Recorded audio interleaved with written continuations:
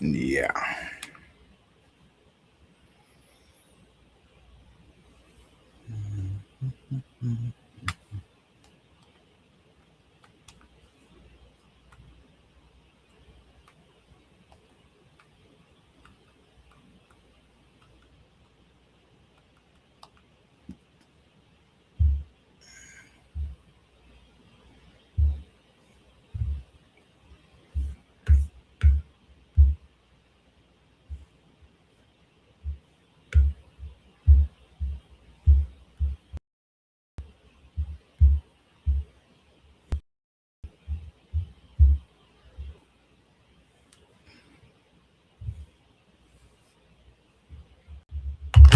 Hey, kid.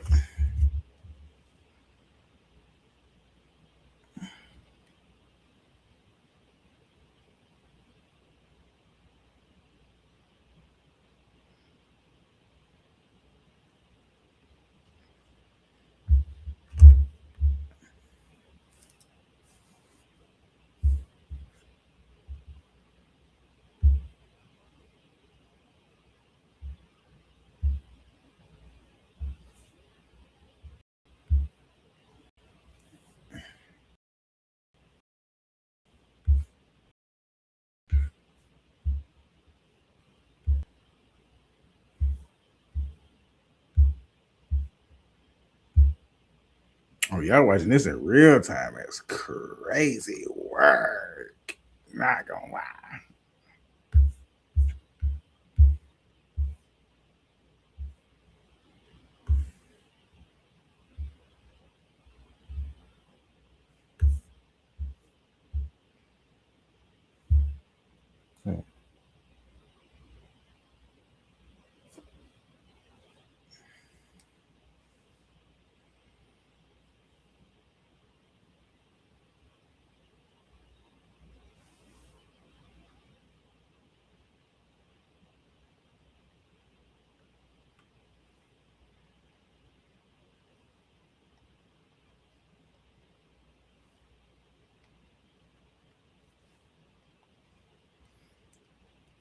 All right, bet.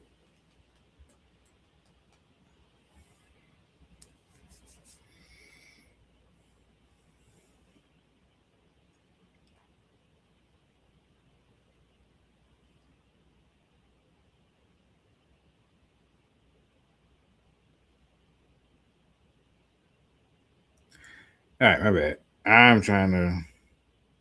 Mhm, mhm, mhm.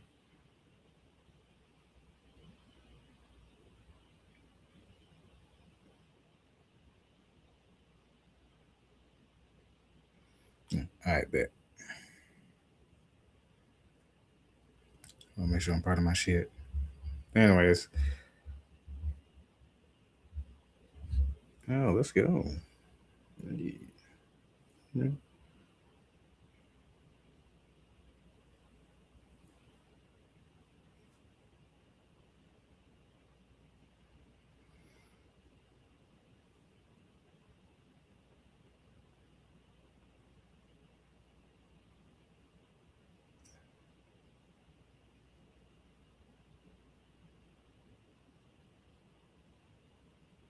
Oh, hell no.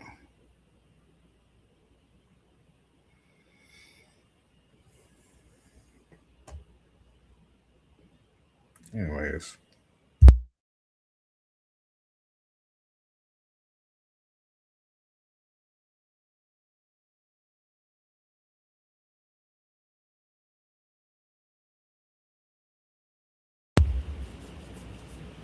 yeah, that's right. I had to kill a fly on y'all ass real quick. Whole squad on that real shit. Yeah. Anyways, trying to see what's the next one I should go to.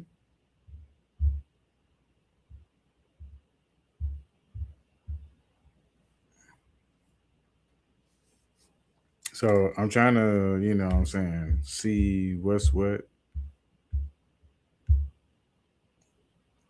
thing.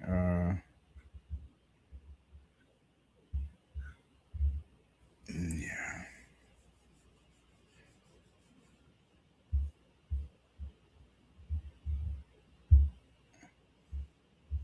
So we back on trying to do a thug tussle. I'm trying to see which one. Oh shit! Look at most impossible to reach islands. We kind of want to see that. I ain't gonna hold you. What's that drop? Uh, you had to get the kids to bed. Oh, you good, bro? I literally just ended the other stream, gang, and then just started this one. So yeah, you straight. You straight, bro. You good. You good. I'm trying to see what to play next. We back on my playlist now, so I'm trying to see. This playlist is a little crazy. Every dark movie theory will ruin your childhood. I don't know what that. All right, let's go with that. I know it say it marker. It looked like I watched it. I have not. Peter Pan kills lost boys who grow up. This theory comes directly from his original Man, story. he jumped right into it. Means that the number of lost boys Hold on, bro. Jesus, can we? Damn, can we get an intro or something first? Jesus, my guy. Okay. Anyways.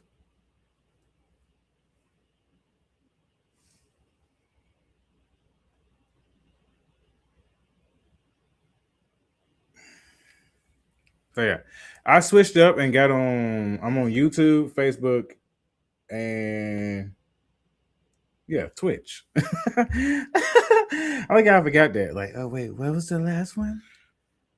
My dumb man. But yeah, I'm on all this right now. Chat, what up though? Hope y'all good.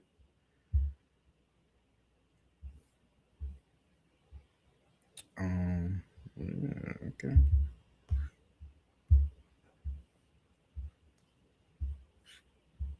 All right.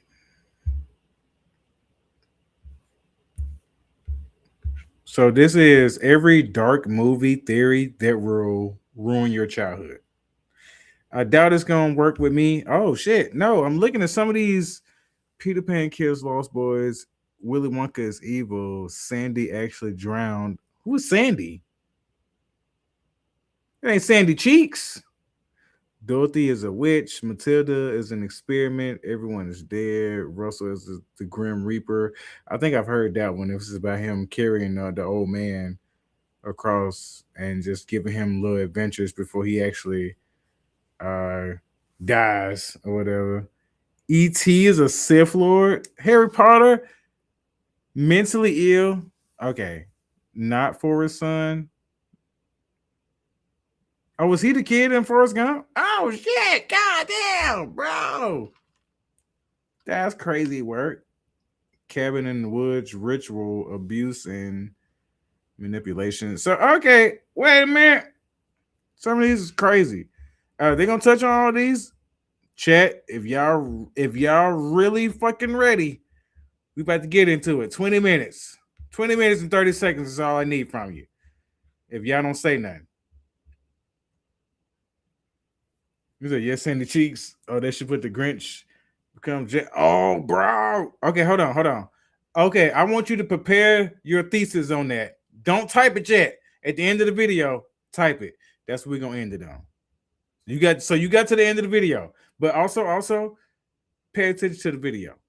Peter Pan kills lost boys who grow up. This theory comes directly from J.M. Barrie's original story. Barrie's narrator explains that the number of lost boys changes because some are killed, and when they appear to be growing up, which is forbidden, Peter thins them out. At one point, only Toodles, Nibs, Slightly, Curly, and the twins remain. Peter controls nearly every part of life in Neverland, refusing to let the twins understand what twins are because he does not understand the concept himself and dislikes anyone knowing more than he does. He duels Hook, kills pirates aboard the Jolly Roger, and quickly and casually forgets many people around him, including enemies and Tinkerbell. When facing death on Marooner's Rock, he calls it an awfully big adventure instead of showing fear. The lost boys who leave Neverland grow into judges, nobles, and office workers, suggesting that growing up becomes possible only after escaping Peter's control.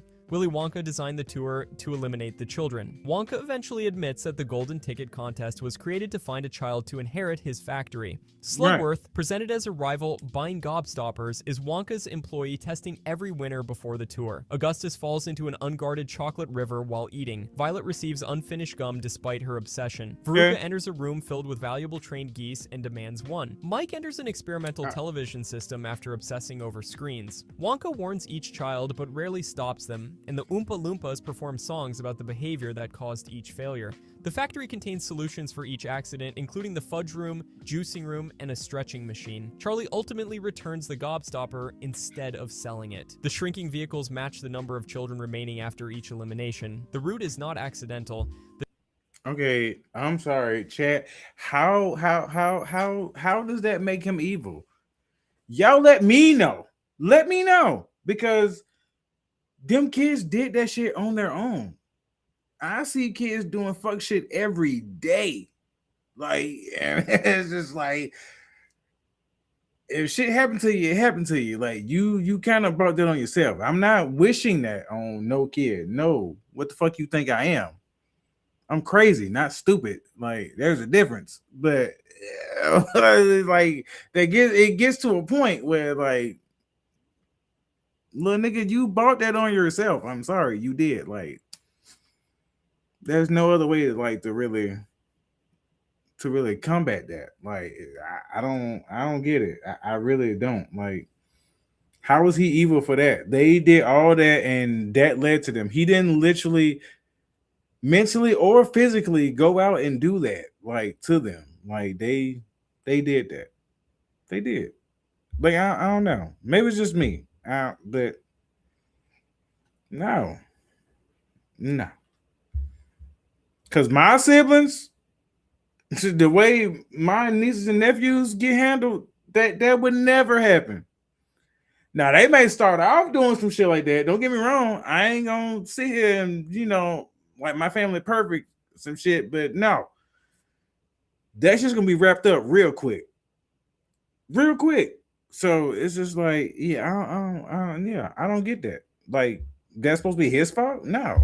The disasters function as moral trials, with each child removed until only the honest successor remains. By the way, if you guys like movie content like this, I would really appreciate it if you could subscribe. Thanks. Anyways, Sandy actually drowned at the beginning of Grease. The film opens with Danny and Sandy at the beach. I never seen Grease. Sings that he saved her life when she cramped while swimming. The theory argues that he failed, and everything afterward represents Sandy's final fantasy as she loses consciousness underwater. Her family suddenly changes its plans, allowing her to enroll at Danny's exact school. Kenicki's damaged car becomes a polished dream vehicle during Grease Lightning, while Frenchie is visited by a glowing guardian angel. Every major conflict resolves together at the carnival. Rizzo is no longer pregnant. Kenickie returns to her. Danny changes himself for Sandy, and Sandy transforms herself for Danny. The strongest image arrives at the end when their car rises from the ground and flies into the clouds as Sandy waves goodbye to everyone below. The theory interprets the ascent as Sandy leaving life after imagining the perfect teenage romance she never experienced. Dorothy is the Wicked Witch of the East. Most major Oz characters I've never seen that movie, but that's a crazy Only theory. The Wicked Witch of the East lacks one. Her face is never shown, her voice is never heard, and the audience sees only her striped legs beneath Dorothy's house. Hold on, wait. As soon as she dies, her magical shoes transfer directly onto Dorothy's feet without being handed over or fitted.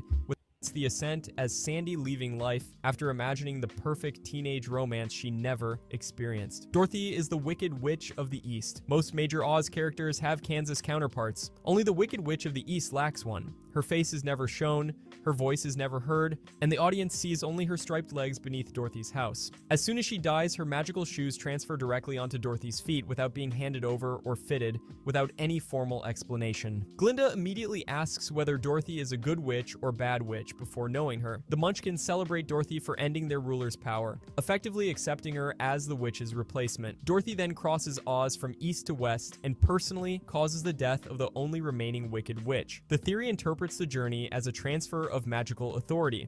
Dorothy arrives where the Eastern Witch dies, inherits her shoes, defeats her Western counterpart, and leaves what Oz up, only Drop? after occupying the position the first witch left On vacant. face, Matilda bruh. is a government experiment. At 2, she cooks alone, walks to the library, reads advanced books, and performs complicated arithmetic instantly without formal training.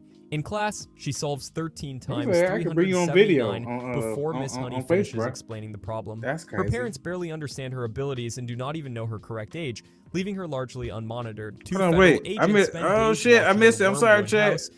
Dorothy arrives where the Eastern Witch dies, inherits her shoes, defeats her Western counterpart, and leaves Oz only after occupying the position. Matilda is a government experiment. At 2, she cooks alone, walks to the library, reads advanced books, and performs complicated arithmetic instantly without formal training. In class, she solves 13 times 379 before Miss Honey finishes explaining the problem. Damn. Her parents barely understand her abilities and do not Smart even as know her fuck. correct age, leaving her largely unmonitored. 2 federal agents spend days watching the Wormwood house, and 1 warns Matilda that she could be placed in a federal orphanage if her father is arrested. Emotional stress first causes a television to explode, then she tips a glass during Trunchbull's accusation, and eventually she moves chalk, furniture, and people with precision. MK Ultra and Stargate investigated mind control, remote viewing, and psychic phenomena for military use. The theory uses that history to suggest Matilda's intelligence and telekinesis may come from a hidden program observing a child whose neglectful family would never recognize what was happening. Coraline is dead. The Pink Palace becomes a waiting place where residents resolve unfinished business. Mel Jones wears a neck brace and mentions an accident involving a truck, suggesting Coraline carries guilt connected to it. Mr. Bob is a metal resembling radiation jury associated with Chernobyl and endlessly prepares a mouse circus nobody sees perform. Miss Spink and Miss Forcible live surrounded by portraits of dead dogs wearing angel wings. The house is tied to death because 3 ghost children remain trapped behind the mirror until Coraline finds the objects holding their souls. Coraline defeats the beldam, frees the children, and throws the severed metal hand and key into the well, sealing the passage. Bright sunlight fills the grounds, flowers bloom, the garden is completed, and the neighborhood gathers outside together. The theory reads this final celebration as the residents finally being released from the limbo surrounding the Pink Palace. Labyrinth is about Sarah coping with abuse and manipulation. Sarah feels ignored by her father and stepmother, retreats into fantasy, clings to childhood possessions, and resents caring for Toby. Jareth's appearance matters because David Bowie resembles the man pictured beside Sarah's mother, identified as Jeremy in the official novelization. The fantasy's controller therefore resembles someone connected to Sarah's fractured family. After Sarah wishes Toby away, Jareth treats an emotional outburst as an irreversible agreement and controls the clock, rules, and maze. He offers rewards if she gives up, punishes anyone helping her, and forces Hoggle to betray her with a drugged peach. The My peach bad, chat. traps I had Sarah to inside turn a it up ballroom built 'cause from her fantasies, where that Jareth shit presents was domination as love and sacrifice. She escapes by shattering the illusion and finally defeats Jareth by finishing the sentence she could not remember earlier. You have no power over me. Her victory comes from identifying manipulation and refusing to surrender her identity. Hocus Pocus is a failed ritual within the Cabin in the Woods universe. What? The Cabin in the Woods reveals that countries perform annual sacrifices using 5 roles: the whore, athlete, scholar, fool, and virgin. Allison is the romantic figure, Max the protector, Binks the scholar, Jay and Ice the fools, and Donnie the innocent.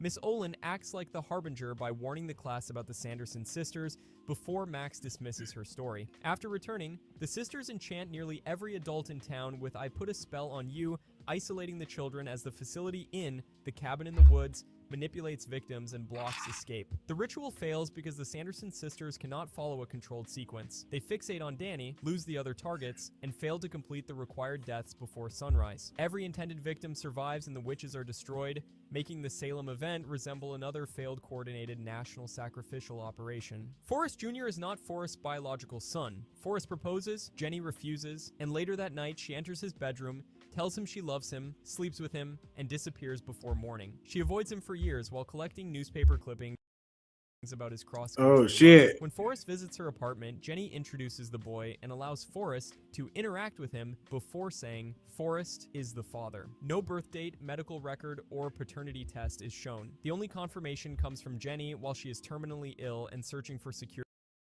for her child. Forrest is wealthy, gentle, stably devoted to her. Jenny initially says he does not need to do anything, reducing pressure while allowing the bond to form, and then agrees to marry him. Her timing prevents any meaningful investigation. The theory argues that Forrest's emotional reliability, not biology, makes him the safest possible guardian for Jenny's son after her death. Harry Potter is mentally ill, and Hogwarts is a psychological refuge created from trauma. Shit. Harry spends a decade neglected, isolated, and locked inside a cupboard by his supposed guardians.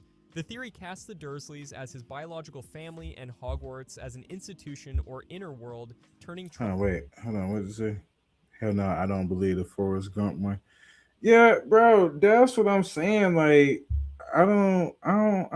Yeah, like, bro, you ain't finna ruin my fucking childhood. Now, that shit got to be mad fucking plausible, chat. Like, for me to be like, okay, maybe. Some of the shit I'm like, oh, okay, but it's not really fucking it up. It's like really adding to it. Some of the shit that I believe, I ain't even really saying because I'm just watching this whole because I'm like half high as fuck. So I'm just like locked in. But when y'all say something, I'm gonna say some shit. You feel me? But other than that, it's I can't hold you, gang. I'm locked the fuck in. But if y'all say some shit, on God, I'm gonna be like, oh, what you said, cuz? Oh, okay. So yeah, I say all that to say yes. Yeah, that Forrest Gump shit. No, I don't know. I don't know. Yeah, you right on that. That shit is a. But I ain't gonna lie. What was her name? Jenny. One of Jenny. Yeah, Jenny. That's me. Yeah, it was fucking Jenny. She was on some thought shit. Like she was on some thotty body shit. No, I'm not saying that for that theory. I'm just saying that in general to where like, bro, I wouldn't be surprised if she did like push a kid on him. It's like, yeah, this yours, like, cause he was ride or die for her. You feel me? Which I get it. You know what I'm saying? From his perspective, he probably was. Hey, I'm gonna say some random shit, bro.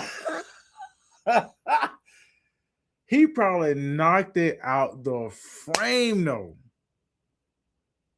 because he was autistic. Like he was on the high spectrum of that shit. He probably knocked her shit out the frame though. I'm saying, so she felt some shit like toward her. She still was trifling, but she was like, oh, okay, I know this motherfucker right here. He gave it to me like he wanted it, like this to last forever. She just was looking for a good time that night. But he gave it to her like this was gonna last a lifetime. And this was gonna get this what you're gonna get every day. This is gonna get every day. Like, and she felt that she was like, oh, okay. Well, I ain't finna do that with you because it's you, but if I get pregnant and have a little nigga, I mean, have a little son, yeah, I give him to you. He could be yours. Like, yeah, I can't make his ass like, which is fucked up for real, for real. That really is fucked up, bro.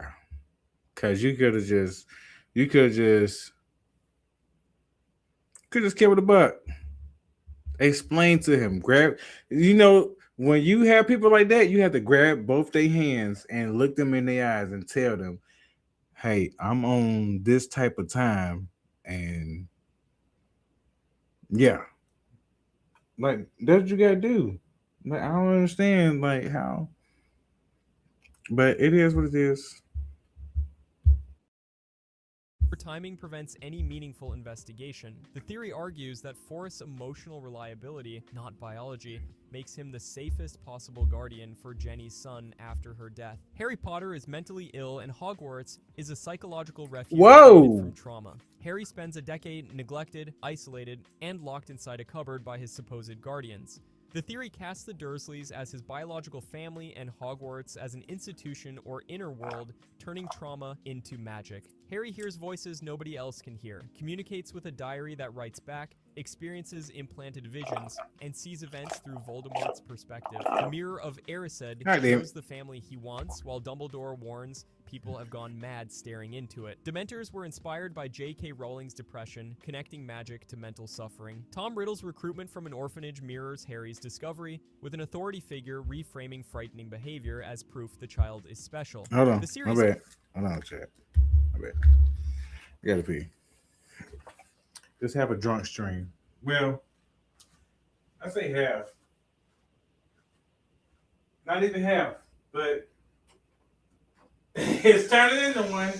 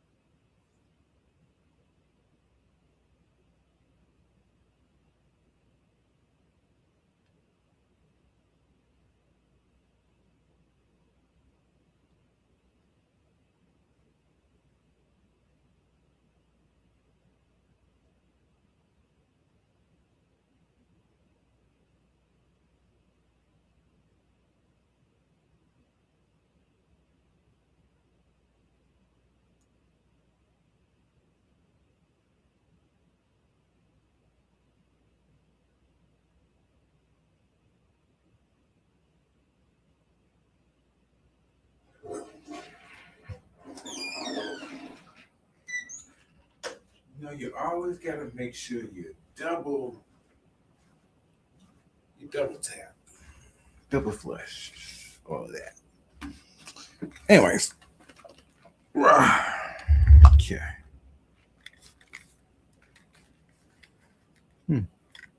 No, where were we? Sorry.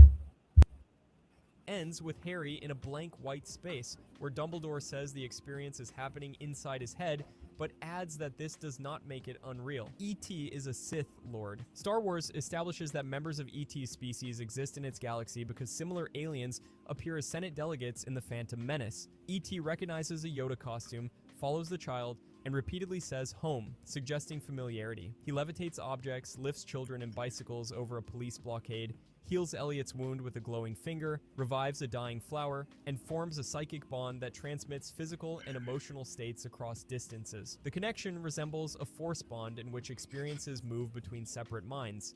E.T. later dies while attached to medical equipment and is declared dead, then revives when contact with his people is restored. Star Wars repeatedly connects force abilities with healing, life transfer, telepathy, levitation, and defeating death through resurrection. The theory labels E.T. a Sith, because his powers cover nearly every ability sought by dark side users obsessed with controlling life, although his actions are not villainous. Russell from Up is the Grim Reaper guiding Carl into I can see this one. Russell arrives because he needs one final badge, assisting the elderly, and repeatedly says he must help Carl cross something. Carl is 78, widowed, isolated, and ordered to leave his home for Shady Oaks the next morning. His timing appears deliberate. Immediately after Russell appears, the house lifts into a violent storm, disappears into darkness, and emerges in Paradise Falls. Carl spends the journey dragging his house behind him, carrying every possession and memory of Ellie. He cannot move freely until he empties it and lets those objects go. At Russell's badge ceremony, Carl says, "I'm here for you," filling the place Russell's father left empty. He awards Russell Ellie's grape soda cap as the Ellie badge, filling the last space on his sash. The theory treats the ceremony as Russell completing his assignment after guiding Carl through grief into the next existence. The monsters in Monsters, Inc. first encountered humans during the Black Death. Monstropolis gathers energy through bedroom doors, so monsters have entered human homes for generations. The theory proposes that an early monster accidentally carried plague-infected fleas through a door in the 14th century, creating an outbreak monsters misunderstood as proof that humans were lethally contagious. When a child's sock sticks to George Sanderson, the Child Detection Agency triggers a code 2319, seals the area, shaves and scrubs him, treating the object as an invisible biological hazard. Water Noose teaches scarers that human children are toxic and deadly, but his certainty sounds inherited rather than proven. The factory follows safety rules without showing contact, making monsters sick. Boo then spends time touching Sully, Mike, and factory equipment without harming anyone. The theory treats the fear of children as a distorted, ancient institutional memory of a historical contamination event whose original cause was never understood. The Cat in the Hat drugs Conrad and Sally, Whoa! produces a contract and tells the children to smell it without explaining what they inhale. Their home then becomes a glowing world where physical rules change. The Cat House Club's dancers, music, and flashing lights resemble an underground rave. Larry later describes the intruder as a weird, hairy man in a large hat rather than clearly identifying him as a supernatural animal. And cat has long been slang for a man. The house eventually collapses into a purple void called the Mother of All Messes, a setting resembling a hallucination rather than destruction. He compares it to eating bad shellfish, then admits he planned the day and predicted every disaster and reaction long before any of it actually happened. The theory interprets the unexplained smell, warped perception, nightclub imagery, and controlled sequence as evidence that the cat chemically caused the experience. Syndrome is Mr. Incredible's son. Bob tells police to make sure Buddy's mother knows what happened, but never mentions contacting a father. Buddy calls himself Mr. Incredible's ward, meaning a child placed in an adult's care. His chosen name, Incrediboy, links his identity to Bob, while both characters share blue eyes and broad facial features. He wants Bob to acknowledge his intelligence and frames every achievement around whether he is finally good enough. Syndrome becomes especially enraged when he discovers that Bob created an entire family of supers without him. Operation Kronos is designed to replace Mr. Incredible by defeating whoa. His final act is kidnapping shit. Jack and announcing that he will become the child's mentor, giving the baby everything Bob refused to give him. His obsession is intensely personal. The theory reads this as Syndrome reversing his childhood by becoming the supportive father figure he believes Bob should have been. Andy's father is dead, and the toys serve as Andy's coping mechanism. In Toy Story, Andy's father never appears at a birthday, Christmas, move, or major transition. Woody has remained Andy's favorite since kindergarten and throughout his childhood, and Andy writes his name on Woody's boot, marking him as irreplaceable. When Woody and Buzz disappear during the move, Andy reacts with deep distress. He searches the van and walks through his empty bedroom holding his cowboy hat while his family relocates. Andy's mother refuses $50 for Woody at the yard sale and calls him an old family toy, suggesting Woody was passed down. Before leaving for college, Andy describes Woody as someone who will never give up on you and will always be there. The theory treats those words as a promise needed from an absent father. Giving Woody to Bonnie becomes a final act of healing because Andy can release the symbolic protector as he reaches adulthood. Kevin's mother is the devil in Wait, Home Alone. what? Before leaving for Paris, Kate tells Kevin to repeat his wish that everyone disappear and says maybe it will happen, inviting a supernatural bargain. Old Man Marley is frightening at first, but becomes Kevin's rescuer after a church conversation about family, forgiveness, heaven, and mortality. At the airport, Kate says she would sell her soul to the devil if it would get her home. Seconds later, Gus Polinski arrives with transportation and offers the exact solution she needs, as though summoned. The timing makes him resemble an agent answering her bargain. The sequel repeats the structure 1 year later. Kevin becomes separated from his family, faces the same criminals, forms a bond with a lonely outcast, and is rescued at the final moment. The theory argues that Kate's words trigger impossible arrangements, while protective figures intervene only after Kevin passes a moral test and help someone isolated from society. The Who's are a cargo cult. Whoville You organizes just glazing through though behavior, when you're doing these decorations, videos. songs, and yearly gifts from an I don't unseen understand. outside provider. The town follows a sacred civic text called the Book of Who, quoted by Mayor Augustus Mayhew to justify authority. The opening places the population inside Farfingle's department store, where a 99% sale causes a stampede. The mayor proposes to Martha using a car purchased using public money, turning material display into political and romantic power. Cindy Lou recognizes the ritual's emptiness and sings about where Christmas is gone, but the adults provide no meaningful answer. Santa is treated as a mysterious figure, bringing wealth if the community performs the correct traditions. When the Grinch steals every object, the Who's still gather and sing. The ending suggests the ritual developed a genuine communal meaning, although its original purpose was forgotten like a cargo cult outgrowing the event that inspired it. Wheezy secretly arranged Woody's kidnapping in Toy Story 2. Wheezy has spent months forgotten on a high shelf after his squeaker broke. giving him reason to resent Andy's favored toys. On the morning of the yard sale, he points Woody toward the activity outside as Woody panics over his torn arm and possible replacement. Wheezy barely resists and calmly says goodbye, drawing Woody into a rescue. Woody uses Buster to reach the sale, but Wheezy slips from the dog's collar when Woody is least secure. Woody falls into the sale box where Al recognizes him as valuable and steals him. Mr. Shark repairs Wheezy off-screen, and Wheezy closes the film by performing a musical number with Barbie backup singers. He moves from forgotten shelf decoration to the center of attention while the rescuers are pushed aside. The theory argues that Wheezy manipulated Woody's loyalty because he knew Woody could not ignore a toy being sold. The Enchantress is the real villain of Beauty and the Beast. When the prince refuses shelter, she reveals herself, rejects his apology, and declares him beyond redemption. Every servant, including children such as Chip, is transformed into furniture or household objects despite having no control over the prince's decision. Lumiere becomes a candelabrum with flaming hands, Cogsworth becomes a clock, Mrs. Potts becomes a teapot, and Chip spends his childhood as a cup. To escape, the prince must learn to love and convince another person to love him before time expires. That places the burden on a stranger, imprisoned and threatened by the prince. When Belle finally declares her love, the spell reverses instantly throughout the castle. The speed and completeness of the reversal prove the Enchantress always retained the power to end their suffering. The theory, therefore, identifies her as the person who punished innocent people for years to teach the prince a lesson. The prince in Snow White is the personification of death. Good. He first appears as a reflection in a well, resembling an image from another world. He disappears until Snow White eats the apple, stops breathing, and lies in a glass coffin. The queen's spell calls the condition sleeping death and describes blood congealing and breath becoming still. Language describing death rather than sleep. The prince kisses her like a farewell, but she awakens and leaves with him.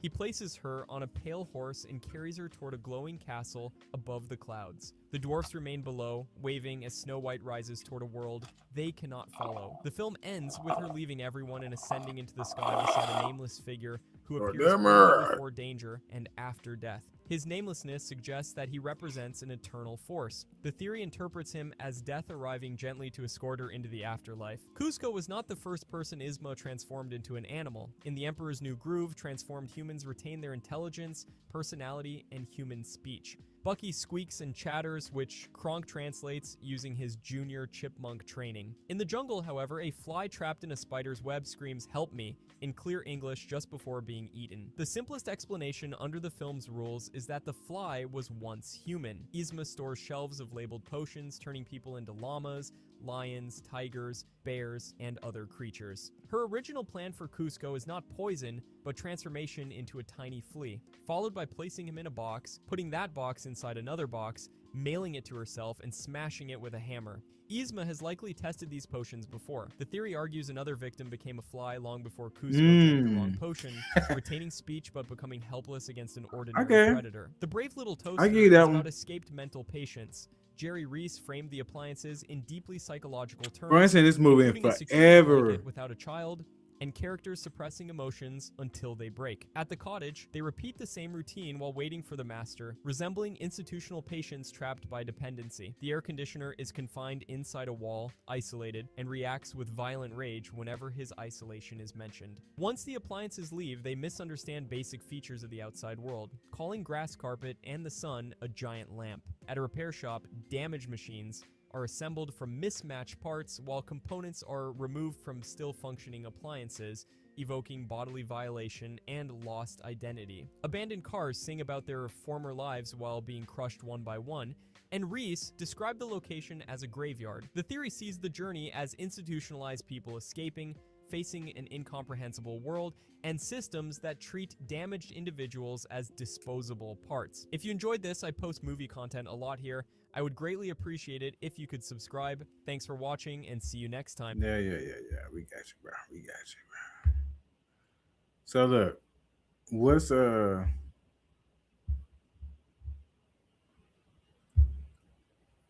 drop? If you still on, what's your theory on the Grinch becoming Jack Skeleton?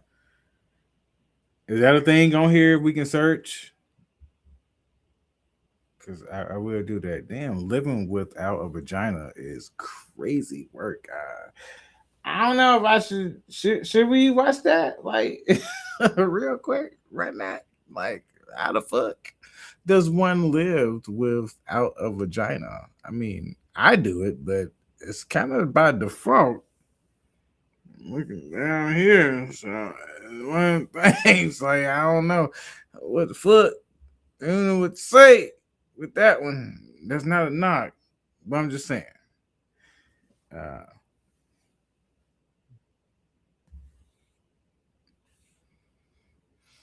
hey, let me look at this trailer.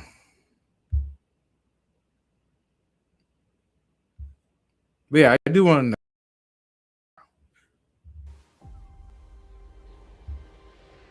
You may be the last airbender, know. Oh, but you're not alone.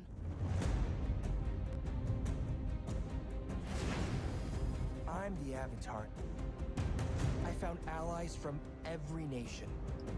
And together, we ended the 100-Year War. is that the same actor? Dang. Because of you, all of the nations live together. In peace and harmony. All except mine. An airbender. My senses tell me this guy is pretty attractive. What does attractive even mean? Just give me a straight confirmation. Is he attractive? He's very attractive. Huh? What? He is. It's all in the bone structure. No, what's the bone structure? You and I can heal the past. And together, we can build a new world. Welcome to Team Avatar. How many countless were killed in the 100 years waiting for his return? If we want anything to change, we need what the Benders have. Power.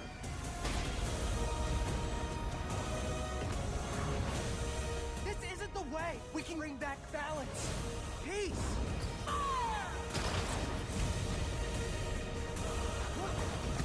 I promise you I'll fix it. We'll fix it. Together.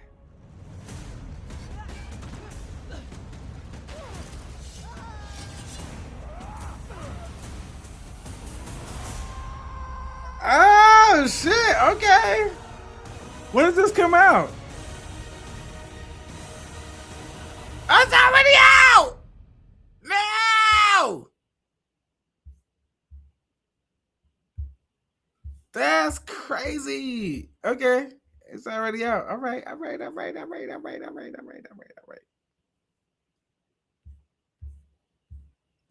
Okay, that's crazy. I'm guessing Drop ain't on no more. So let me see. What's another one I watch before I go? Because after this, I'm gonna turn around and get on Fortnite. Yeah, let me see. Yeah, I said this man risked his life over chicken nuggets. McDonald's chicken nuggets is not that deep, bro. It's not gang. So no, hey, relax. Hold on, let me start. I don't know. I guess it. After a man gets knocked out for Yeah, there we assaulting go. McDonald's worker, the man's entire family arrives to continue the fight. Hey, back up, police, back up. Hey, what's wrong with him? Can you help me pull him down to the ground for me? 10-4, we got one passed out. No, keep him all the way down to the ground, sweetheart. Put his head down to the He like he was drunk. Yeah. Maybe he was knocked the fuck out though. Hey, who hit him? Hey, everybody, hush, and we'll get to investigating. Don't even have an attitude with me right now. Y'all called. Hey, cause she had her hand on her hip though. Passed out. We're good. Jay, look at that shit. Hey, bitch, don't you stop. Look at her. Everybody, Look hush, right there and we'll get in the to blue shirt. investigating. Don't even Hand have on an hip, attitude with me right. now. Y'all called. So no. Hey, relax. Hey, sweetheart, relax. And who the for me. fuck you is coming to my restaurant? Yeah, you're good. Hold on Passed before out. you You're even good. start getting Relax. up beyond on that type of time. Don't even start with me. Shut up. I mean, tell your sister, shut up. I'm good, man. Hey, bro. You passed out. No, you passed out. It's okay. All right, if you want to sit up, that's fine. All right, just hold on. Wow. You passed out, diggity dog. All right, chill out. Diggity Dog is crazy. You are gonna too. lose your balance. Can you sit That's- for just a second? Yep. Sit. I'm good, Sit. bro. I'm good. Sit. Yeah, please let me up, please. Hold on, you passed out, dude. No, Have I'm a good. seat. I'm good. No, you're I not. promise I'm You were good. passed out when I got here, so have a seat. I'm Have a gash good, on your man. head. Good. You got EMS on the way. You need to get checked out, dude. Get me out. I'm going home. I'm good. No. Have a seat, dude. I'm not gonna tell you again. Have a seat. Just I'm have a good, seat. man. Have a seat. Y'all straight, right? Have a seat. Y'all good. You Bruh. got blood on you, man, and you passed out, okay? Hey, can I Bruh. get someone to let my officer in? Can you tell me your name? My name is Travion. I'm straight. More than he had on the menu. Sorry. Hey, what happened? Somebody out there saying they didn't see anything. Saying what? They didn't see anything. Okay. All right, I need somebody to talk to one of the employees. He was passed out right here with blood. So, I mean, he's got a big old knot on his head. Something happened, and he's passed out right here. So, I need someone to talk to somebody right there. Did anyone No. see what happened? No, he come up here acting crazy. I don't know what for, but it's like he tried to Oh. act like a crazy lady. Like, Okay. he got what he deserved. She right Do we know where that pregnant lady is? What? Do we know where the pregnant lady is that he My son, attacked? she's in the back. So he attacked her? Yeah, she's been in here doing the most. Okay, so who beat him up? Do we know? No. Okay. Nah, if you know that about the girl, clearly you know what happened to that motherfucker. Come on, man. Don't play. Don't play with it. Okay, so do you know this dude? I don't know him. He just came in. I guess he's drunk or whatever. So he's like, well, I ain't going to rest. I get my money naked. So I walked up to him. I said, stop being disrespectful to me. I guess one of them gave him his nugget. He threw them nuggets at him. He threw him at who? He threw it at me. Did anyone else see him throw the nuggets at you? Yeah, the camera. Can you put the camera up for me? I can't put, I'm not a man. Who can pull it up? Yeah, a manager. Duh. What kind of shit was that? Can you put the camera up so I can see him throwing the nuggets at her? You can have a seat on a chair. Hold on, let me bring a chair to you. We definitely need to get you checked Hey, that out. camera probably gonna reveal what happened to his ass too, though. I'm alright though. I'm just saying. I hope it ain't one of them. Possibly have a concussion, right? You got a big old knot on your I feel like they boomed his ass. So what happened to the best of your ability? I just came in to get my food to go home. That's it, man. I ain't trying to do nothing else. All right, it's a little bit more than that because you were passed out. So what happened? I just came in to get my food to go home. Your head just busted by itself? So after he threw the nuggets at her, because he's You the just one fucked your who own knocked head him out up? After that. One of the employees did. They want to see the camera. You on your way? On his way. He said he'd be here around 15. Okay, so he threw the nuggets. So after he threw them, he stood there and kept The cussing. dude was still, he was still going on and on. He would not shut up. So and he was And cussing. he would not leave. And he was cussing the pregnant lady. Yes. And then Buddy put the hands on him. And where is he at? I don't know. The McDonald's dude that beat him up. I don't know. But he's left for the day. He's left. I have not. I don't know if he on the property or he gone yet. I don't know. But he's not back here cooking food. No, I don't see him. I came. Hey, she's good. She is good. She is good. Happened between you and the employees? No, because I was outside. She knew how to do that. Outside, and then I came in He's here. probably in there Well, cooking. how'd you get the gash on your head? Ma'am, How'd you get the cut on your head? because I was in the car. Oh, okay. And I came inside here Okay. to get my food. I think I know what happened. So based off Here, hold on. Tell her. Bro, that camera gonna show it what all. everyone's saying. That's what I'm the lady scared. Who was taking his order? He's yelling at her, being obnoxious. She gets the nuggets, gives them to him. He gets the nuggets, and throws it at. He wouldn't leave.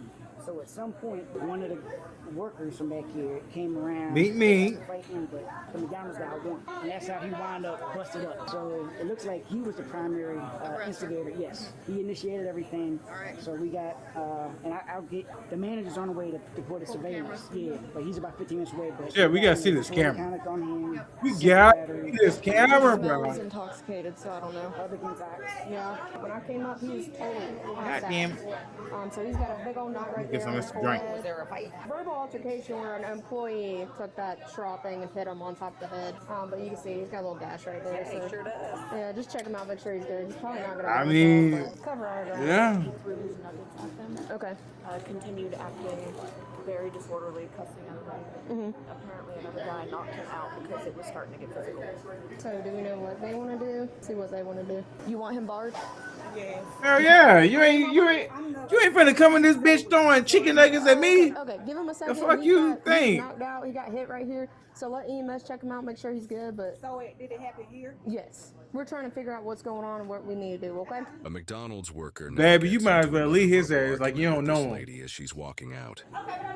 You might as well leave his ass like you don't know him. So, I'm sorry. I'm that type of nigga. I don't care who you is. If you do some stupid shit like that, I don't know you no more because you just. Why are we at this age and doing stupid shit like this? Like real nigga shit. Fuck that. Fuck that. No. We don't want to take her to jail. God damn, she.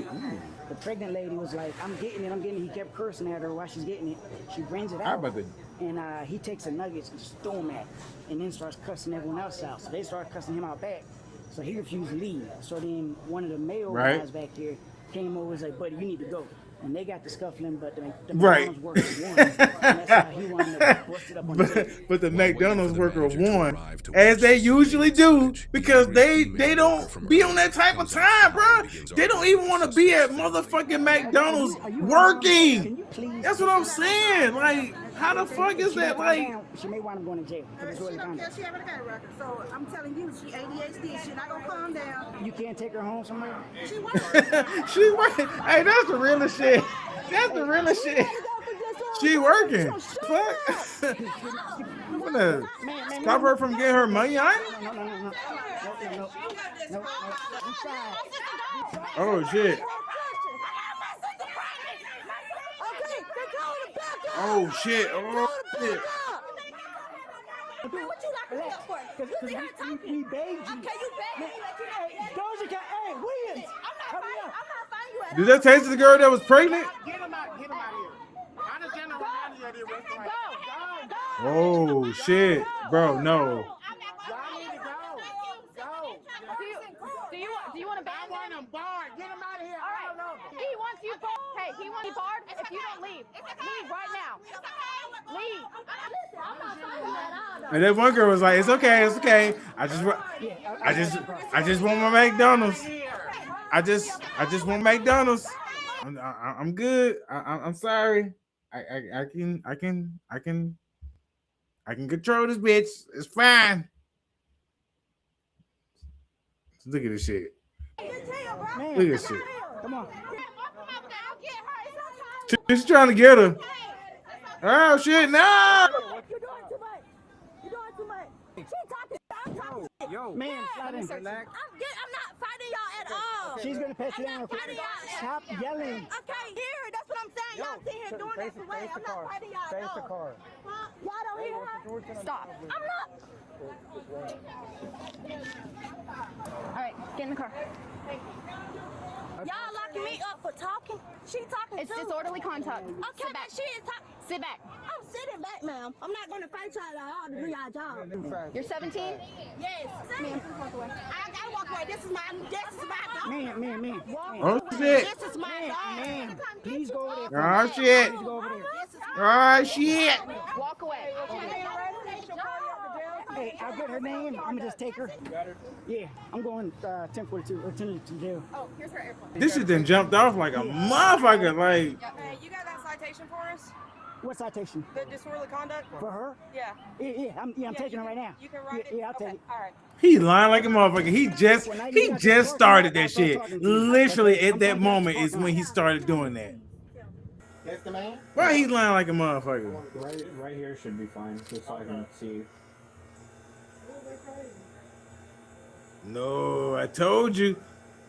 Oh! Can I tell you something? Yes. You need to learn how to control your emotions. I control my emotions. You weren't doing it there. Sure. Can I ask you a question? Yes. Do you think I want to take you to jail when we already got a dude up in there that's throwing nuggets at a pregnant lady? Do you think I want to do this? I know, But you're not working with us. I begged you. I said, please, go home or go in the office. Please, I begged you. And you just kept going. You need to control your emotions, okay? At least I gave you the respect of begging you for like 15 minutes, then putting you in handcuffs, using my hands, without having to fucking use a weapon and bust you upside the head like a lot of these motherfuckers out here be doing. Oh. But you don't respect me back. Shit. I begged you to relax, Hey, control your emotions. hey, he keeping it in the You buck. don't want them motherfuckers in handcuffs, but He work with keeping us. in the buck with her ass. He's like, at least I ain't going such a fucking head like I usually do, motherfuckers. So You didn't still want to listen. You goddamn stupid ass motherfucker. That's why an employee hit him. So he got to turn physical between him and the employees. That's when he got hit. So he's being charged with disorderly conduct. I ain't gonna lie. I ain't gonna hold you. Yeah, that shit is funny as fuck. Go to court for that, just a citation. Uber Eats brought his food to the house. So he came here looking for food, but his food was delivered to the house. And I think that's why he got upset. So that's what started the verbal altercation, and then it almost ensued into a physical. And that's when they hit him because they're just like, hey, bro, like we gave you multiple times, and you're coming over here trying to be physical. He's just gonna get cited because we could have charged him with simple battery for throwing the chicken nuggets at the girl, because that can still be considered simple battery. But to make it easier tonight, and with what's going on with him, I said disorderly conduct. Call it a day, and he's just going to be barred here, so he can't come back to this McDonald's at all. He's barred from here for 2 years. Damn, 2 years is crazy. Remind him of that, so he doesn't go to jail for 2 years for real. Okay. All right. We got a million people out there. We got a crime scene. We got a dude bust upside the head. The EMS lady is saying, I'm taking him to the hospital. And you up in here, we was good. Why is that we giving was heart? taking him to jail. He was gonna get names. Why is that giving heart? But you just kept going. You can't do this. You cannot do this stuff in public. And if it wasn't me, it was gonna be someone else. And if it ain't tonight, it's gonna be next week, because you gotta fix this. You just as wrong as Buddy throwing nuggets at the pregnant lady. Okay. Well, it turns out throwing nuggets at a pregnant woman isn't just stupid, it's also the quickest way to get you knocked out in a McDonald's. Now, you know things have definitely gone downhill when you can't even go to a McDonald's and have a Happy Meal with your kid without worrying about shit like AI, popping bro. off. Because we've all been there, craving for a Not specific gonna hold food you. that's been on our mind all day. Straight up like Imagine AI. going into a McDonald's, you I order your even food, and for the like- first time in history, they actually get the fries perfect. You sit down, and instead of enjoying your food, you have to deal with this. And I can speak from experience. Police cannot stand when they walk into a scene like this because it's chaotic, and on most occasions, it's difficult to get straight answers of what happened. We got a male who supposedly passed out, but honestly, as soon as I laid eyes on him, I could tell he was probably knocked out because he was bleeding pretty bad. And I gotta tell you guys, this is the prime reason why I started to take my lunch while on duty, because as a cop, you might walk into a restaurant thinking you're gonna have your 30-minute lunch break, but many times you don't get to take your lunch break, especially if you walk into situations like this. But as the police were doing their investigation, it appeared like it was just business as usual, because these employees just kept working and bagging up the orders. Society is so numb to this stuff now. But this is the hard part for police, because most of the employees likely know what actually happened, but only one of them actually told police who put hands on this guy. And I've dealt with these crazy calls so many times. We arrive and start to piece everything together, but for unknown reasons, people have to keep arguing, which is what we saw here. And when you have family showing up, it always has the potential to get worse. And I've been where this cop has been, trying to explain logic to prisoners sitting in the back after we tried to avoid arresting people. They don't listen, and they try to make the police the villain. Remember, one of the most difficult things a person will learn to do in life is controlling yourself. But in the end, what started as an order for a 6-piece chicken nugget and then throwing it at a pregnant woman got him a 3-piece combo instead with no. Nah, we understand, bro. It's fine. It's fucking fine, bro. Alright, so what else we gonna watch? Or should we just gonna end it right here? Frills.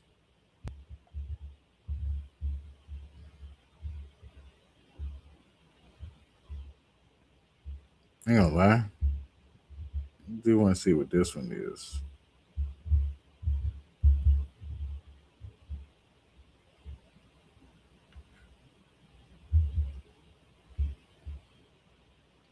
But also, this one and this one kind of interest me too. So, so yeah. What y'all say? What y'all think?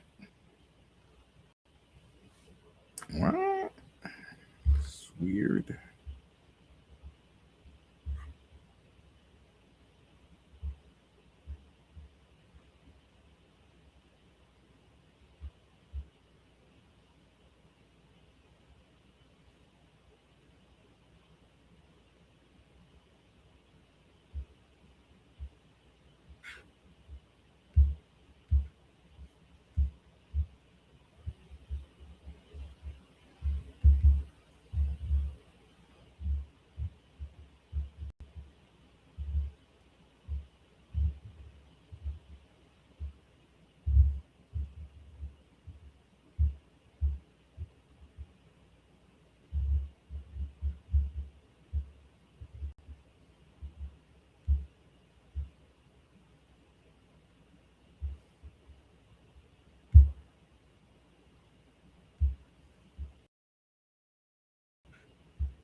watch those cartoons with characters that are always just out of frame. Maybe it's All a right. parent, just a pair of legs, a villain who's always What in the shadows, cartoons who's always managing to cut away the moment their face starts to be characters revealed. These actually look characters like? became iconic because the mystery made them memorable. Because guys, let's be honest here. As times had we thought, if only we Let's had be a bigger honest. screen, we'd see Mammy Two Shoes face or almost all the adults in Peanuts. Miss Halverson, could you repeat our assignment? Write a 500-word theme on what we did this summer. And sometimes the showrunners decide to give us a reveal, a special episode, or a blink and miss scene where we finally get to see what these characters actually look like. From villains whose faces remained a mystery for decades, to beloved supporting characters who somehow became icons without ever being fully shown, today we are looking at what these hidden cartoon characters actually look like. Let's start things off with the most bizarre characters on our list, Cow and Chicken's parents from Cow and Chicken. You see, for almost 50 episodes, Mom and Dad existed only from the waist down. It was one of the most absurd, committed running gags in 1990s animation, and it became the show's signature joke. Every time the two of them appeared on screen, the camera stopped at their hips, and the viewers were left with nothing but two pairs of legs wearing socks and shoes. The dad wore green pants and brown loafers. He boasted about his manliness constantly, claiming that even the most ordinary tasks, like driving in the snow for example, brought out the man in him. And his wife, Mom, was a stereotypical housewife, at least from the waist down. She wore a white dress with red polka dots, red shoes, and a yellow apron. From preparing strange food for her children to giving them stranger advice, she was completely insane, just like her husband. Sometimes I question their sanity. But here's the thing, they were just legs, but drove cars, cooked food, answered doors. Dad was even playing golf in one of the episodes. And that's not all. There's no mouth, but they are able to speak perfectly fine. The show never really explained it, and honestly, it didn't have to, because at the end of the day, it was a no-brainer cartoon show. It was one of those visual gags that you don't question as a kid, but one day while you're getting nostalgic about childhood cartoon shows, you're reminded of it, and it is impossible to ignore. And that's not because the dad is a walking or leg-standing bundle of toxic masculinity and delusion. In one episode, he woke his kids up at 3 a.m. just to tell them about his and Mom's story of meeting. You kids ever hear the story of how your mom and me met? He has no idea where Cow came from, once claiming she was born in a cabbage. I was born in a vegetable? That was the best cabbage we ever had! Mom is equally unhinged. She is sensitive and over-the-top emotional. Both of them exist in a state of cheerful insanity, which kind of matches the absurd world their children inhabit. Whoa! What a manly chair! My turn. Looky, Mama, this new chair gives milk. For almost the entire series, the viewers never saw their faces, or upper bodies in this case. There was this question whether the creators had even designed Mom and Dad beyond their legs. But then in the episode, Cow and Chicken reclining, Chicken was searching through a closet when he pulled out two things that stopped fans in their tracks. And those things were the upper halves of Mom and Dad. Although the viewers might have expected a more conventional reveal rather than Chicken just holding the torsos, when they could finally see what the parents looked like. Dad was a balding man with a long face, while Mom had orange hair and a friendly smile. They're the upper halves of Mom and Dad. After years of mystery, the reveal is over almost as quickly as it begins. Before anyone could process what they were seeing, Cow immediately called them his science project. My science project.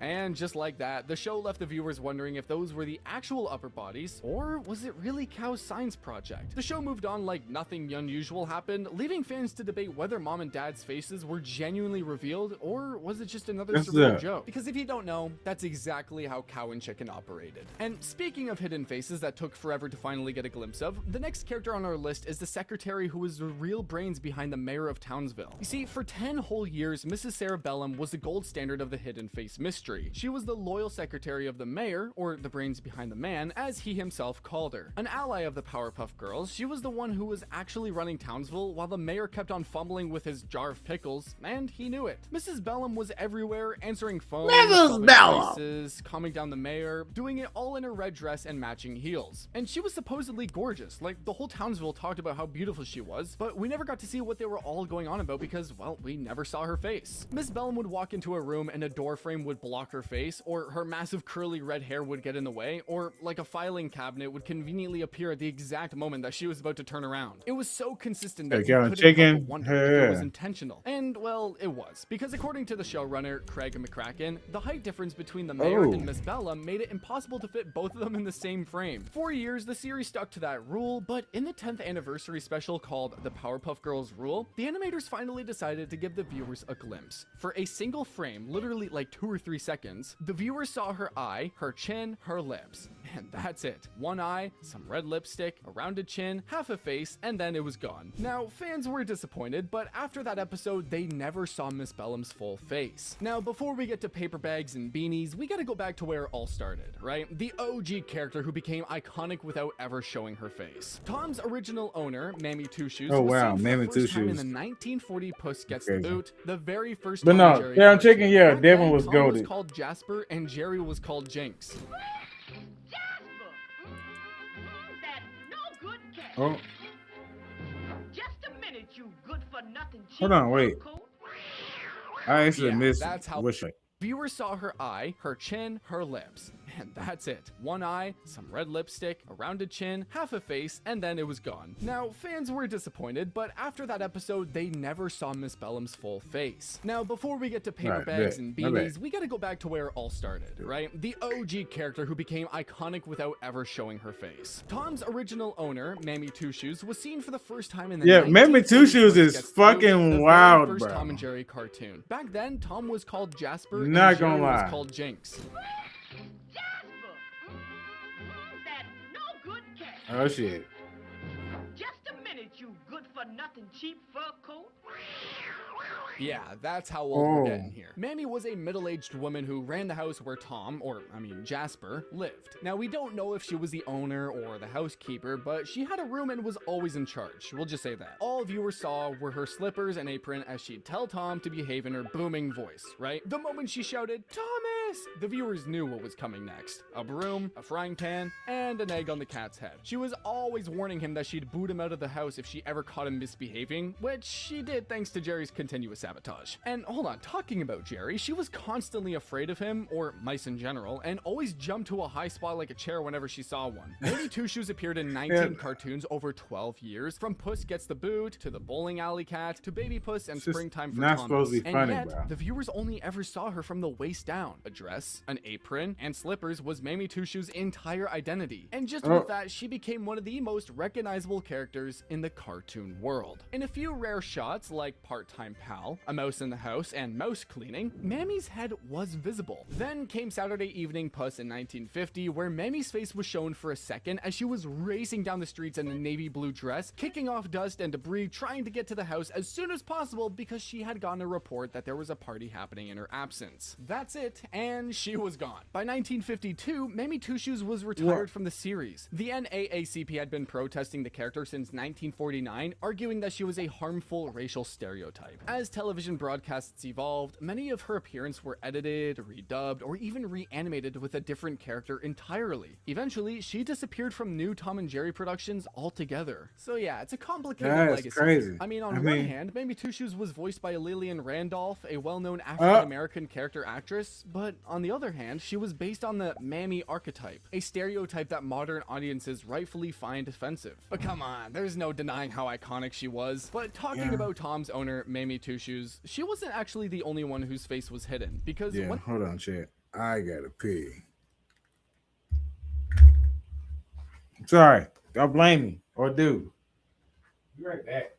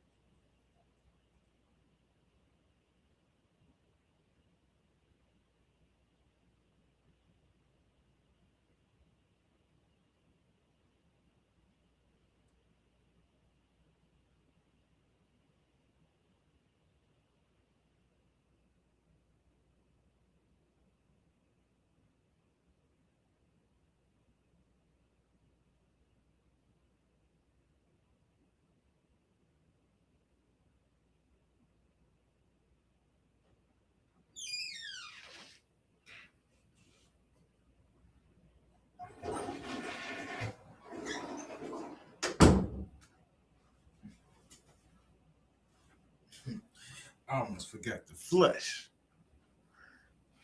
But yeah. Anyways. I'm back, baby. Baby. Is that Kenny? Yes. Not next. I don't think. I don't know. Oh, I need to get some drink too. Hold on. Oh shit. I'm sorry. Y'all gonna be mad at me. I'm sorry. Sorry.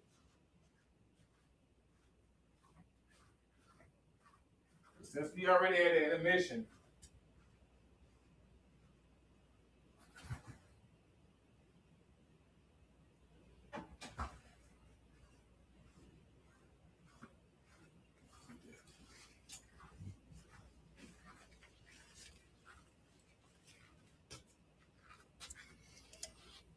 It's cool. Oh God. Just one little Sprite. All right. So now. Yes, I think that is Kenny in the silhouette, but he's not up next. So yeah. Back. It's cool. Let's go. When the cartoon got a modern revival, the tradition continued with a new owner named Ginger. In 2014, the Tom and Jerry show brought the classic cat and mouse duo back on our screens into a modern setting. And with them came the new owner, a woman named Ginger. She was tall and slim, dressed up in a white shirt, pink short jeans, and peacock-colored flats. Now, unlike his previous owners, she actually cared about Tom. And even though her husband Rick saw him as a nuisance, she was kind to him. She even named Tom after her father, who was a hunter by profession. Now, as you can tell already, a lot had changed between 1940 and 2014, but one thing remained: hidden faces of Tom's owner. The showrunners knew that the mystery of Tom's owner was part of the franchise's identity, so they kept it going. Rick's face was never revealed, but for a single moment, we could see Ginger's. In the episode Tap Cat, the show goes into a flashback where the viewer saw Ginger as a child. She had orange hair, explained her name, and used to tap dance a lot as a kid. The episode revolved around her old tap shoes, which Tom wears accidentally, and becomes a tap dance fanatic. That brief flashback was the only time Ginger's face was shown in the series, just like Mammy Two Shoes, but Mammy's face remained hidden because of the racial politics of 1940s America, while Ginger's hidden face was a deliberate callback to the classic Tom and Gary gag. Did I just say Gary? Okay, sorry. Tom and Jerry gag. Now, while Tom's owners kept their faces hidden as tradition, our next character took another. Here we go, drop. Being a kid in an orange parka over in South Park. Now, if you have ever watched South Park, you know Kenny McCormick for two things: his deaths and his muffled words. Kenny is kind, but one of the strangest characters in South Park's history, and that's saying something for a show built on absurdity. He's just a poor kid with unstable, alcoholic parents, and he's almost always wearing that orange parka with the hood pulled up so tight that we can only see his eyes. That tight hood also made his voice muffled, which is probably for the best, because the things he says are usually pretty vulgar. And that hood stayed on for the first 4 seasons. Whether he was in school, or riding a bike, or waddling through Colorado snow, or getting hit by buses or crushed by space stations, that hood never moved an inch. Even Kenny's multiple deaths couldn't do them part. The first time viewers saw Kenny's full face was in South Park, Bigger, Longer, and Uncut. Goodbye, you guys.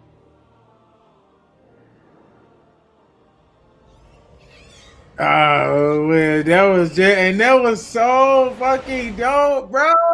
That was so dope. In the climax, Kenny sacrifices himself to save the world from eternal damnation. As he is saying goodbye to Stan, Kyle, and Cartman, he finally pulls back that hood and reveals his face for the first time. And honestly, we saw a regular kid with blonde hair who, well, pretty much looked like the rest of the South Park gang. After the movies, Kenny occasionally appeared without his hood. In the Tooth Fairy's Taz 2000, he is pulled completely out of his parka, flying naked. I didn't even notice for a that. split second. I In see Super it Best now. Friends, a cult That's shakes crazy. everyone's heads, and the viewers see his face again. He also appeared without the hood in Lil Crime Stoppers and The Jeffersons. But South Park wasn't done with the hidden face trope, because just when the fans got used to Kenny's face, the show brought a mystery character on board. In season 14, South Park introduced a superhero named Mysterion, a vigilante who wore a purple mask and cape and fought crime in South Park. I love this. Version of Batman, and naturally, everyone wanted to know who he was, what he looked like. At the end of The Raccoon, and I know it's not actually called The Raccoon, but your boy doesn't want to get canceled, Mysterion unmasks himself. But the way South South Park characters are drawn with their simple eyes, lack of noses, and tiny It was mouths, called the he looked raccoon like without almost any rack, of Mr. by the way. Garrison's 4th grade students. The reveal was hilarious for everyone Yeah, except and that's the who audience. Cartman The park was. residents instantly His bitch recognized him, ass. while the viewers were left in the dark. But the 3rd episode of the arc, Mysterion Rises, finally reveals the identity of Mysterion. It was Kenny under that mask with a question mark, and his superpower was immortality. And yeah, you know what? That explains his multiple deaths across the whole series, let's be honest. Yeah. I mean, every time he died, he literally just woke up in his bed after some time, and nobody ever remembered him dying.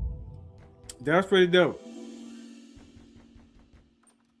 Kenny, what'd you run away for? We gotta fight these guys. He remembers though. Yeah, come on, get your costume on, lazy ass. Let's go. Very Courage. For a character who was written off as just another kid in South Park, Kenny somehow managed to make every reveal worth the wait. Our Sure. next character's face, though, was hidden because the animators ran out of paper trying to draw him. Yep, that's right. One of the richest men in the Proud Family universe, Wizard Kelly is the mayor of Emilyville, California. He is a famous basketball player, entrepreneur, philanthropist, and an eccentric billionaire who appeared regularly on the show, but from the chin down. Every time Wizard Kelly walked into a scene, the viewers saw his expensive suit, his massive build, and the lower part of his head, but his eyes were always cropped out of the shot. It didn't matter whether he was talking to Oscar Proud, giving a speech in the middle of a crowded room, the top of his face somehow just never fit inside the frame. The creator, Bruce W. Smith, said that Kelly was so tall that he ran out of paper while designing him. In the episode Sister Spice, one could make out Wizard Kelly's features. And then in the Proud Family movie, when a massive wave of peanut butter sweeps through a stadium, and some of it lands on Wizard Kelly and Uncle Bobby, for a split second, the camera angle shifts just enough that the viewers were able to see his face. But this reveal was just so fast that the mystery of how Wizard Kelly looked stayed alive. Smith even came out and claimed it wasn't the wizard in that scene. It was just his stunt double. Like, come on, a stunt double for a cartoon? What are we saying here, you know? But let's just move on from the character whose face couldn't fit on paper to the one who hid his face under a paper bag. Now, if Wizard Kelly was the epitome of success, Bucky McBadbat is defined by his failure. Bucky is Chester's father in The Fairly Odd Parents, a single dad living in poverty with his son in a trailer park in Dimsdale, and the entire identity revolves around being the worst baseball player in history. He is unemployed, broke, and constantly harassed by angry fans who still haven't forgiven him for his disastrous career. His mailbox gets blown up and he's constantly shunned by society. The shame is so overwhelming that he feels the need to always wear a paper bag over his head to hide his face. Unlike the other characters on our list, Bucky's hidden face was not a mystery for the viewers. It was actually a shield for himself, a way to cope with his failure. He was not hiding from the audience, he was hiding from the world around him. Then came the season 5 episode, Fairy Idol, where Chester used a wish from Norm the Genie for his family to be rich and famous. But I can't. What if instead of him being the worst baseball player ever, I wished he was the best? And then I was free to go to Fairy World for a week while you lived your new life? Whatever that means, sure. Okay, but just remember, it was your idea.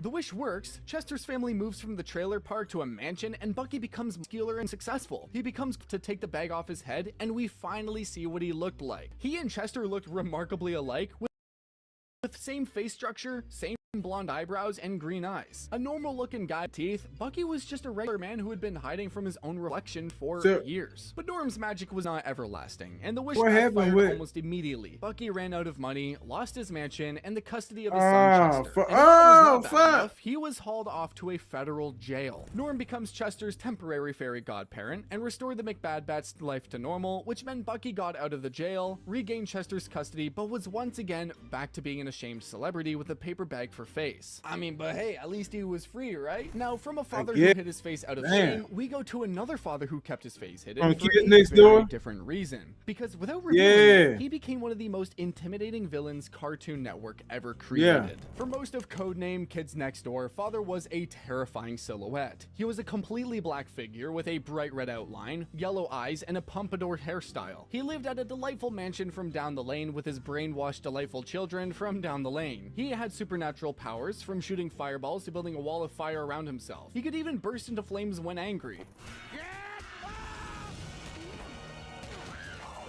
That's it!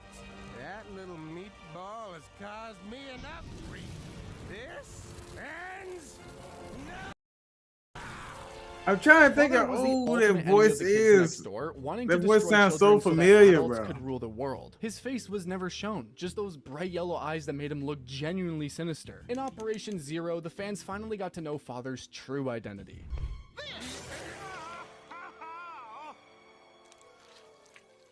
His name was Benedict Uno, and he was the brother of Monty Uno, Number Zero, and the uncle of Number One himself. And without his dark shadow, he is just a regular man wearing black pants, white shirt with a black bow tie. He has a pointed chin, a pointed nose, and red-rimmed glasses, which make him look a bit nerdy, but completely ordinary. So how exactly did this, awkward-looking man become the terrifying villain that we all know? Well, as a child, Benedict was a coward and terrified of his own father, grandfather. When his brother Monty Uno decided to rebel against their father, Benedict was too afraid to join, but what made him vengeful was that grandfather still considered Monty his favorite son. Father decided to stay back and follow the footsteps of grandfather to win his approval. He took up his father's mantle, wore his silhouette suit, and vowed to destroy the kids next door. He created the Delightfulization Chamber, a device that turned children into mindlessly obedient servants. Those delightful children from down the lane, they were once normal kids from Sector Z. Benedict had spent his whole life in his brother's shadow, and he couldn't stand it. So he became the opposite of everything Monty stood for. The face reveal in Operation Zero didn't just show the viewers what he looked like, it also showed who he really was under all that fire and shadow. A scared little boy who wanted to please his father, a man who chose evil because he was too afraid to choose good. And that brings us to the last character on our list whose reveal wasn't just shocking, it was actually kind of heartbreaking, because sometimes the face you've been wanting to see turns out to be the one you should have been running from. For the entire run of Ed, and Eddie, if there was one character who looked larger than life without ever coming on screen, was Eddie's older brother. Eddie was constantly talking about him, how he was a master of everything from bricklaying to bazooki playing to chewing ice. According to Eddie, his brother was an expert at setting up traps and the ultimate prankster. He was the coolest guy in the whole wide world, and viewers spent seasons imagining what his legend of a brother looked like, and if he was everything Eddie made him out to be. In the 2009 series finale movie, Ed, and Eddie's Big Picture I have show, not the seen Eds are that. forced to leave their cul-de-sac after a scam goes horribly wrong. Fuck. They decide to go on a road trip to find Eddie's brother, hoping that he will help them. They finally track him down at a coastal theme park called Mondo a Go-Go, and he looks exactly like an older, more menacing version of Eddie. He was at least a head taller than Eddie, wearing a dirty brown newsboy cap, a yellow sports jersey with a number 62 on it, red flannel jacket, and khaki pants with a wallet chain. He had a goatee and exactly 3 hairs sticking out from the back of his head, just like Eddie. For a second, it felt like everything Eddie had said about his brother was true. He looked cool, confident, and the type of guy who'd teach you everything you needed to know about being popular. But then he starts playing his sadistic games with Eddie, from twisting his leg to throwing him against the door of his trailer again and again like a basketball. The other kids managed to stop him somehow, but it was clear that the whole neighborhood had spent years in awe of someone who had been breaking his little brother down since childhood. Dude, Eddie's brother is a real jerk. What's he doing to my man? And in the end, Eddie finally confesses the truth to his friends and admits that everything he had said about his brother was a lie that he made up to sound cool so that people would like him. In reality, his brother was a bully who abused and mistreated Eddie all his life. Damn. Fortunately, the other kids forgive Eddie and the Eds, and they leave the park together as friends. Mr. Eddie's brother. As the older sibling, don't you think you should rather be setting an example for Eddie and not, belittle him in front of his friends? Eddie's brother was one of those characters who haunt you because they are real, the kind of person who exists in every neighborhood. Ironically, his face reveal was the least important part. Fans didn't want to know what he looked like. They actually wanted to know whether he truly lived up to the hype, and well, the answer was no. If you guys like this video, be sure to subscribe, and remember, learn the lore. People. Guys, I promise, this is how you get to Streamer University. You just run through the wall like the ticket says. Nice, y'all niggas don't work. Why are we here? Okay, just watch. Just watch. What? No. I can't go back to the village. You have to try this. Come on.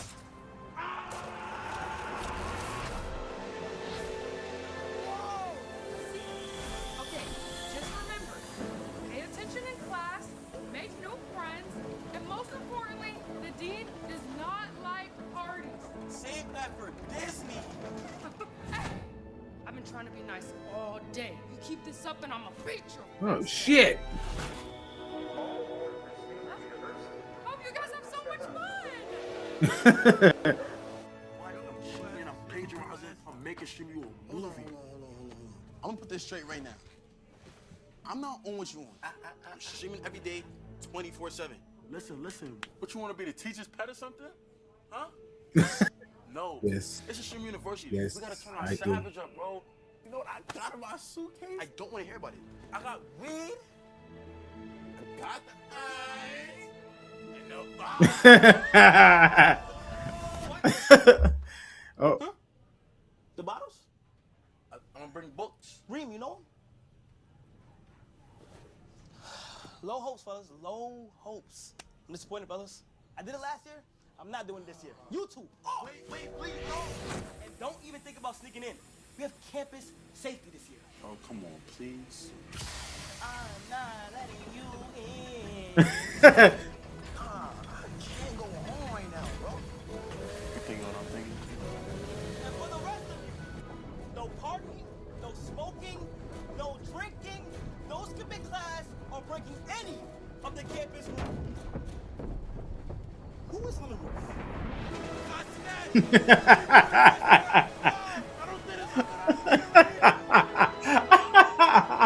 Oh shit. That shit's over with. But it's fine.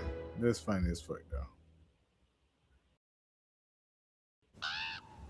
What's that they don't 아니 도대체 뭐가 이딴 짓을 한 거야?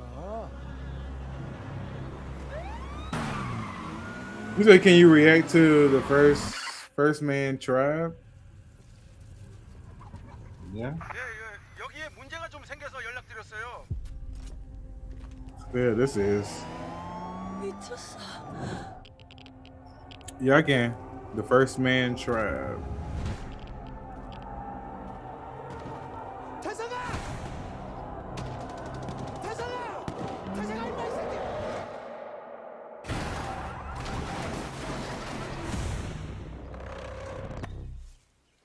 Oh.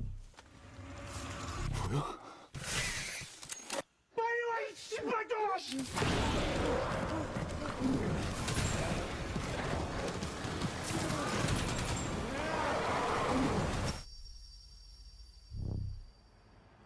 보셨어요? 당연히 봤지. 뭐예요? 이거는 우리가 아는 쪽이 아닙니다. Right. 정비 챙겨. 들어가는 거야. 이제 하나, 둘, 셋. 개새끼. Hey, damn right.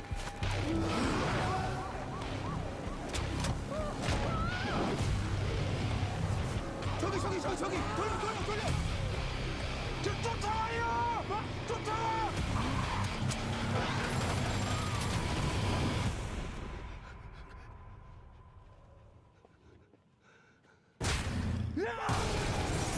Bro.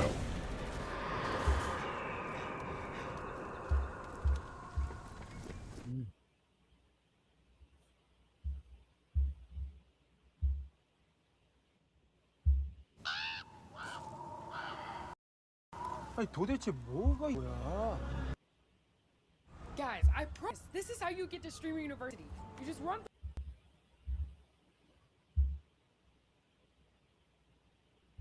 We all have watched those cartoons with characters that are always just out. It's a parent who's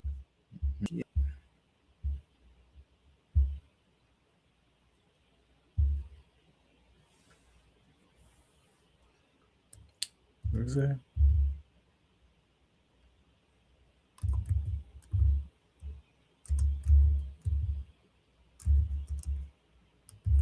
Why is this thinking no. I ain't got no choice but to.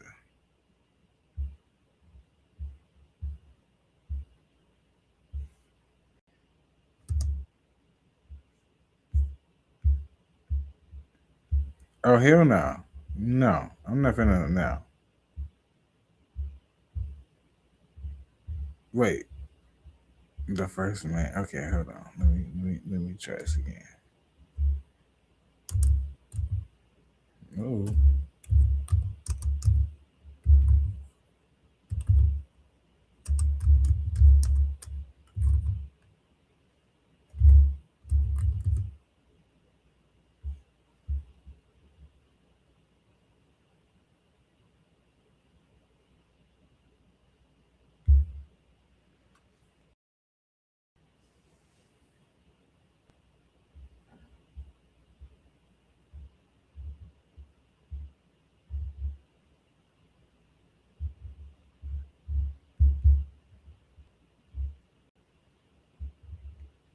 What video is this? Which one would it be? I don't even know.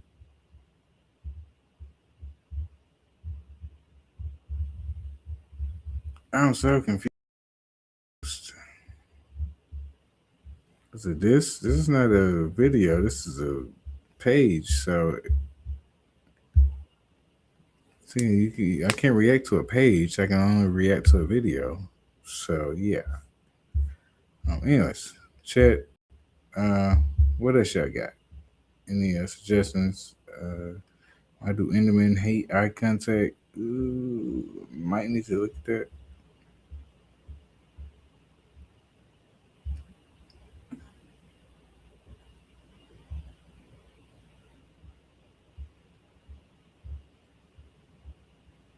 I ain't gonna lie. Let me look at this. Yeah.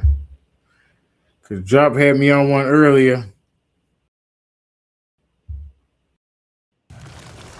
So, yeah. I'm back on it. Sentry versus Superboy. Two dark supermen prove that sometimes absolute power corrupts absolutely. He's Wiz and I'm Boomstick. And it's our job to analyze their weapons, armor, and skills to find out who would win a death battle. One superhero stands alone at the peak of Marvel Comics. He's a brilliant scientist and friend to all, the Golden Guardian of Good, the Sentry. Which makes it all the more mysterious when all of humanity forgot about him, as though he never existed in the first place. What if the reason we forgot Sentry is that he wanted to be forgotten? To save us from himself. As the story goes, Robbie Reynolds was just your average, ordinary high school teen until the day he accidentally drank this super soldier serum. At that moment, Robbie was imbued with the power of 1,000,000 exploding suns, becoming one of the strongest superheroes in existence. That's gonna be one hell of a bowel movement. And what better way to use his new powers than to become a sentry to all mankind? In a never-ending crusade against his devious arch-nemesis, the Void. He's got all your classic, I can't believe he's not Kryptonian superpowers, like super strength, speed, durability, and flight. He can spot you from miles away, or even hear a butterfly sneeze from across the planet. Do butterflies sneeze? No! Well, Sentry's cells absorb and process the sun's rays, and if he wants to, he can fire that solar energy right back at you in a powerful laser, or bend light away to turn invisible, or use it to make force fields. Really, the Sentry can draw power from anywhere and everywhere. When he was forcibly shrunk down to subatomic size, he started pulling energy from the microverse instead. And despite being microscopic, his punches were strong enough to destroy planets, even while holding back. Might be the last one. Teleport, communicate telepathically, and even Crank on Fortnite. He's also a genius with a super brain comparable to Tony Stark and Reed Richards. He's even built his own watchtower with an advanced AI that is constantly monitoring the planet for threats. Jesus Christ, he's like the Avengers all in one. Why do there even need to be any other superheroes? Indeed, the Sentry is more than strong enough to take on Marvel's heaviest hitters, like his famous battle with the Green Scar Hulk. Where Black Bolt, Iron Man, and Doctor Strange failed, the Sentry was the only one who stood against the Hulk's full power. He's also battled Thor, who collapsed an infinite number of timelines into one by clashing with another Thor. The Sentry is incredibly fast, too. He can bend space and speed blitz Ares, who can move within Planck time, the smallest unit of time possible in our universe. He's stated to be as fast as the Heralds of Galactus, like the Silver Surfer, who once outraced the multiverse blowing up. This surfer flew so fast he went back in time. So you'd think Sentry would be able to handle some punk in a trench coat. But it wasn't so simple. The Void was everywhere that the Sentry wasn't. If Sentry saved people from a burning building, Void would crash an airplane. If Sentry healed a person's broken back, Void would give someone else cancer. What an asshole! Every good act the Sentry performs, the Void commits an evil one. Because the truth was, the Sentry and the Void were one and the same. Bum, bum, plot twist. Turns out Sentry's whole origin story was a lie. Robbie Reynolds wasn't a 60s high schooler beating up bullies like some Jack Kirby comic. In reality, Bob Reynolds was a schizophrenic meth addict who drank the Sentry serum just to get high. And the Void was, in reality, a malevolent godlike entity bonded to Bob that was the literal angel of death. Yes, from the Bible, with Moses and the Pharaoh and the dead firstborns. That's him, apparently. That's And this crazy. Manifests as the dark side of Bob's shattered psyche, a villainous alter ego with all of his power. Too much power for any one man to handle.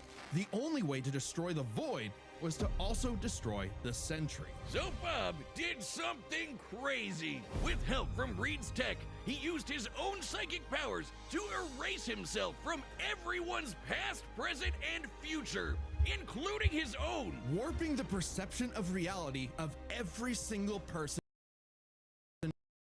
on the planet. They would no longer remember him or even recognize the Sentry would still technically exist, but in your mind's eye, including Bob's, it isn't there. Great. Everyone knows repressing your problems always makes them better.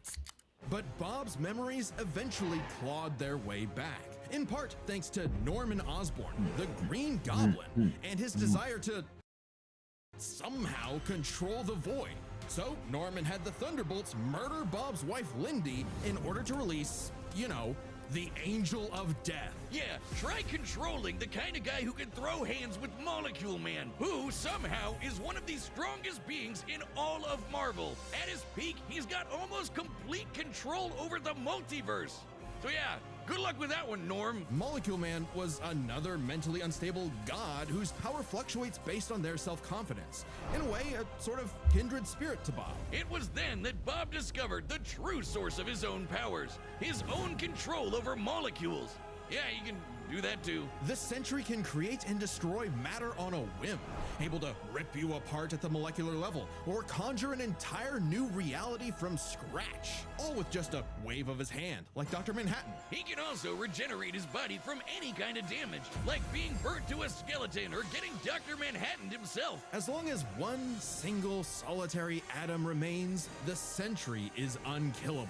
And Void's got all of this and more, except he doesn't hold back. He can shapeshift, create hurricanes, trap you in darkness, possess your body, and devour your soul. With his infinitandrels, the Void takes control of a victim's mind and tortures them with the memories of past traumas and nightmares. He killed Loki. He wrecked Asgard.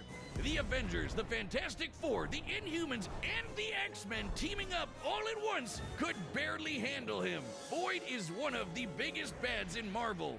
Great fucking job, Norm. I'm something of a moron myself. The only way forward, the only way for Bob to save everyone, including himself, was to do something he never imagined. Let the Void in. By refusing to repress his darker half anymore, Sentry and Void merged and became stronger than the sum of their parts. One being, now free to finally live his life without the crushing weight of self-hatred and fear. Maybe, but this is the Void we're talking about. What if Bob just has a new puppet master who's only letting him think he's in control? As long as the Void exists, it's just another revolution in that same endless cycle. It remains to be seen whether even death itself can break that wheel. He'll be back. Sentry is gone, but not forgotten. He'll never be forgotten No, again. sir, he will not. Do you believe a man can fly? Yeah, Wiz, within the pages of DC Comics, everyone in their irradiated six-dimensional gorilla mother can do it. Well, what about in the real world? Not Earth 1 or Earth 2, but our own Earth. Earth Prime. The Earth of you, me, and Clark Kent. A totally normal boy from New England who just happened to share a name with that comic book character. Mere coincidence. That is, until the day Clark took a leap of faith and believed he could fly. And he did! Surprise, surprise, Clark was actually from the planet Krypton, which apparently exists in our universe now? Anyway, the real Superman, the one from all those comics he loved, showed up just in time to give him the skinny on being Superboy. Wait, he could have chosen me! I believe I can fly! Lucy, don't jump off the... Clark had all your classic Kryptonian powers. Flight, heat vision, microscopic and telescopic sight, Arctic breath. It was the dream that every little boy had finally come true. Ow. Just in time for his universe, our universe, to be annihilated literally 1 month later in DC Comics Armageddon, the Crisis on Infinite Earths. Whiz, we're canonically dead since 1986, apparently. Wow. With everyone he knew and loved gone, Clark took shelter in a pocket dimension with other cosmic refugees. Now, an anachronism in DC's new, rebooted, post-crisis continuity, Clark was forced to watch as the comics landscape changed before his eyes. As stories became darker and morally complex, as heroes failed to be the paragons of good he saw them as in his childhood. As someone else got to be Superboy. Some people can't stand change, can't stand to see a world that doesn't look the way it did when they were a child. The day needed to be saved by Superboy, the real Superboy, Superboy Prime. So he did what any Superboy would do, punch really hard. He punched his way out of the dimension so hard, the shockwaves rippled through the universe and retconned DC Comics. Superboy was back, and he was gonna fix comic books forever. Hell yeah! No matter how many fake heroes got in his way. Oh shit! Super Chud Prime isn't just your ordinary Kryptonian. Oh no, he's pre-crisis. As in, from before the Crisis on Infinite Earths, a time when comics were a bit more comical. When Superman could sneeze solar systems apart or tow a galaxy of planets behind him like it was nothing. Or clash with another Kryptonian so hard, they generated enough power to restore an infinite number of timelines. Get ready to hear that word a lot. My favorite is the time Superman flew so fast he broke the light barrier, the time barrier, and even the bonds of infinity. I wonder if these writers ever imagined this bullshit would feed nerd arguments for the next half century. Not that I'm complaining. That's how I get paid. Prime would know he is a self-described power scaler's dream. Huh. You think he's heard about us? We can only hope not. As a Kryptonian with an ultra-dense molecular structure, he should also share many of the same resistances, like being transmuted to stone, having his atomic bonds weakened, or getting his energy drained. Kryptonians like Superman can withstand more esoteric attacks too. They can actively resist mental attacks by outthinking them, and their souls can resist being destroyed. All thanks to Earth's good old yellow sun fueling his cells. And unlike that post-crisis super fraud who gets weaker without sunlight, Prime's got it covered. With a suit of armor made from the corpse of the Anti-Monitor, which constantly feeds him solar energy. Literally wearing the pelt of the monster who destroyed his universe, just to be better and stronger than Superman. Because that's what he thinks he is. Superman with better feats and scaling. Superman, but real. Superman, if he was a fucking idiot. Okay, sure, he has the same hyper-efficient brain that all Kryptonians have, but when it came to being a superhero, he was a violent, immature moron. Exactly what you'd expect from a kid who never grew up and never learned to hold back. Instead of saving Earth's heroes, he started massacring them. And let's be real, there's a part of him that knows that editorial will just bring them all back eventually. He's battled not this. It's just it's edible. It's kicking in, making me sleepy. Effortlessly murdered in alternate universe Justice League. And even then, I'm gone. The new Superboy. Eat some nachos for real. So after I get out, it don't even matter. Prime still held an advantage because he never held back. Like the time he tore apart the Monarch's armor, accidentally unleashing the Big Bang in his face, destroying the universe, and he was fine. Or the time a Guardian of the Universe blew himself up in an attempt to stop Prime, blasting him into the multiverse atom by atom, and that only made Prime stronger. Or the time he fought a potential future version of himself who became a god of time, and instead of teaming up, Prime stupidly attacked him and accidentally retconned themselves both out of existence. Which sent him home, back to his original universe, our universe.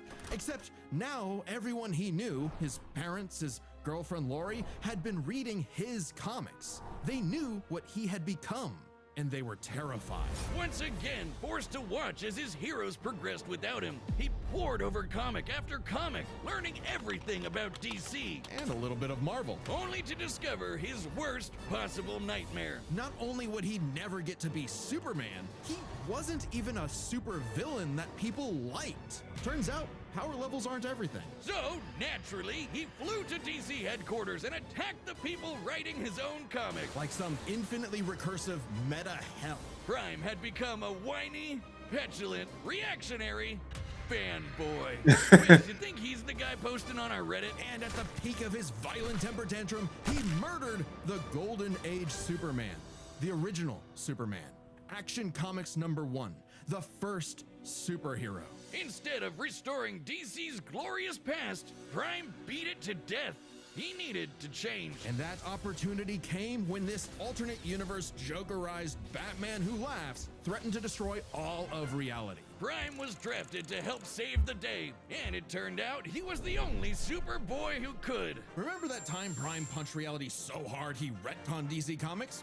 Turns out that was no coincidence. Due to his repeated excursions across the multiverse, Prime became a space-time anomaly, and he slowly learned how to manipulate reality itself with his fists. I guess you could call it his retcon punch! At first, its effects were random, like bringing Jason Todd back to life or restoring Beast Boy's memories. But he started to use it to rewrite continuity to fix the evil universes of the Batman Who Laughs, giving them and all the characters inside of them happy endings. In a weird way, that's what Superman has always done, right? Punch the bad guy so hard he saves the day. Prime can punch hard enough to enter the time stream, seemingly exit the comic medium entirely, and even defeat the nigh omnipotent Darkest Knight, who was powerful enough to beat Perpetua, the goddess who created all of DC Comics, the whole shebang.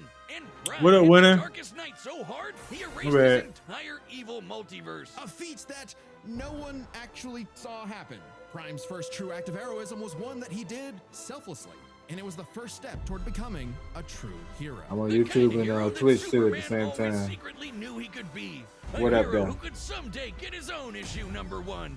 A hero like, well, Superman. Maybe one day Prime will truly believe in himself, just like he once believed he could fly. Oh shit, here we go. All right, the battle's about to begin, but first, Hitch Calls are back. Hey, I'm Ben, the voice of Wiz. And I'm Chad, the voice of Boomstick. Whoa, I never knew what they looked like. This is a way to meet with Chad and I, the creators of Death Battle, and pitch That's your crazy favorite as fuck. matchup to us via video call. Yeah, a lot of episodes that are being made right now are because they were pitched. But to give each pitch the time it needs, there's a limited number available. So go pick them up right now before they're gone on deathbattle.gg. That's our website. It's kind of like our own private Patreon with a bunch of extra stuff in every episode of Death Battle ever made. And if you're a website member, you get first dibs. It'll first be available to Chronicler tier, then Archivist, and so on. Every purchase directly supports the show. Oh, and members also get a big store discount. All right, let's get to this battle. But don't forget to grab your pitch on deathbattle.gg. All right, here we go, baby. All right, the combatants are set, and we've run the data through all possibilities. It's time for a death battle! All right, this is the last one.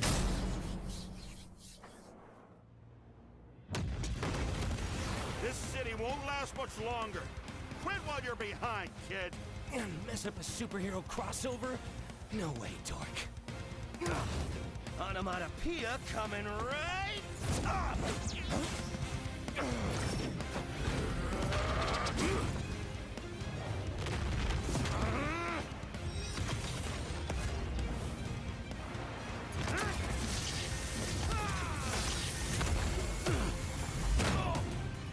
You're dealing with someone who has the power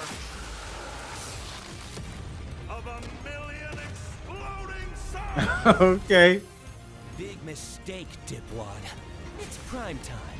It's what?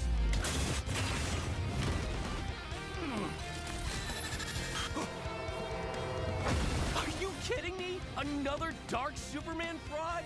Boring! It's cool when I do it. Oh shit.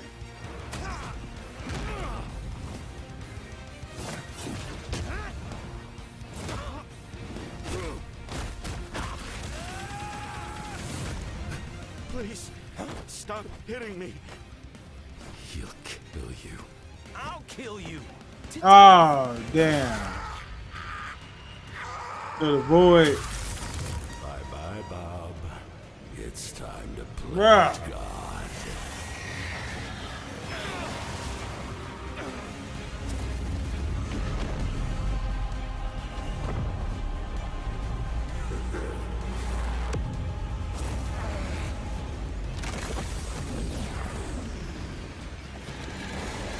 Okay, you weren't joking. Definitely a crisis level threat. Luckily, so am I. Run all you want. If Bob could Oh shit. Afraid of the dark What kind of a hero are you? Remind me again, whatever happened to Lori?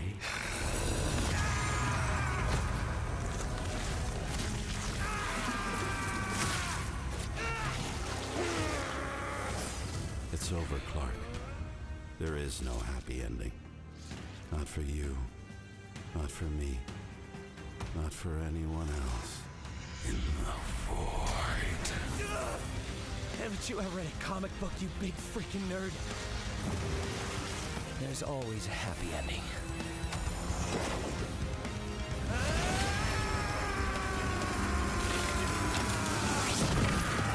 What?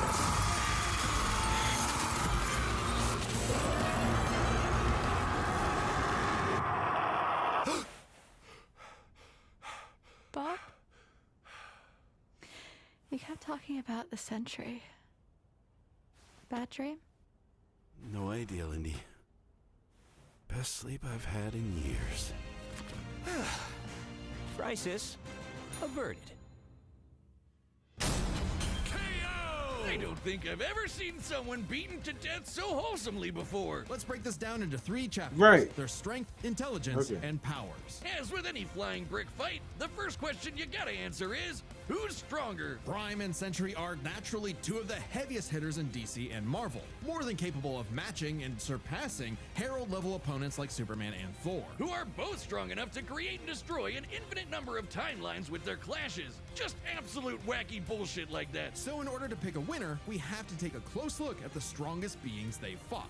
Molecule Man and the Darkest Knight. Sentry beat the crap out of Molecule Man, but remember, Eminem's power can fluctuate a lot, and when he fought Sentry, he wasn't at his full power, so we can only scale this so far. But Prime overpowered the Darkest Knight after the Mad Bat had absorbed the powers of both Perpetua and, what do you know, Dr. Manhattan, both of which alone could threaten all of DC Comics. Ooh. And unlike with Molecule Man, Okay. there's nothing to suggest the Darkest Knight was holding back. In a straight brawl, Prime takes the edge in strength. But muscles aren't everything. Maybe Sentry could figure out a way around Prime's brawn with his intelligence. While Prime does possess a super advanced Kryptonian brain, he clearly does not use it to its full extent. It's less that he's dumb and more that he's a teenager and has a habit of crashing out. The Sentry, on the other hand, has been compared to Tony Stark and Reed Richards, some of the most intelligent people in all of Marvel Comics. Sure, he mentally struggles with the whole Void thing, which sucks for him, but losing control to the Void only makes him more dangerous. And as the Merge Sentry, he's operating at his peak,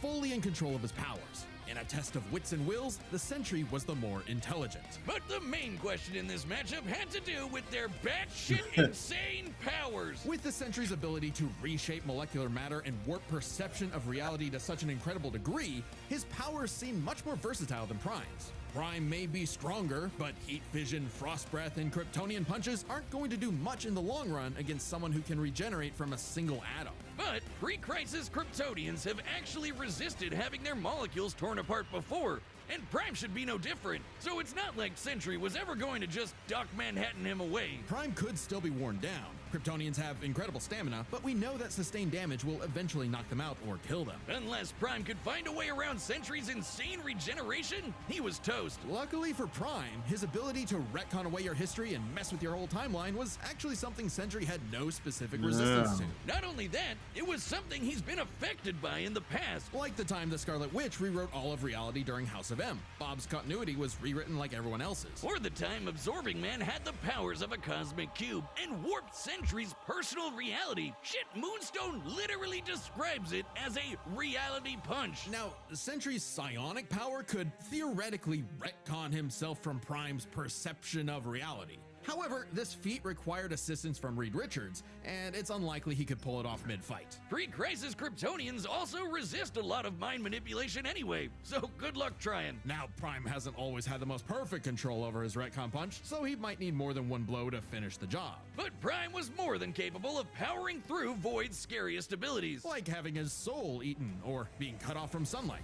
I guess that Edgelord solar armor came in handy after all. In short, Prime could resist everything Sentry could throw at him, but Sentry couldn't do the same. Prime takes the final edge in powers. With no way to easily put him down, Prime would eventually muscle his way through and retcon the Void away for good. Sorry, Bob. Defeat was unavoidable. The winner is Superboy Prime. Oh, hey, my pizza's here. The winner is Superboy Prime. Letter to the editors. Oh yeah, I win. That's right. You hack frauds really tried to lowball me, but I checked the clock and it's prime time, baby. Now, personally, that intelligence section was such a gimme. I don't crash out. I'm a tragic hero grappling with real, intense emotion. I can be smart anytime I want.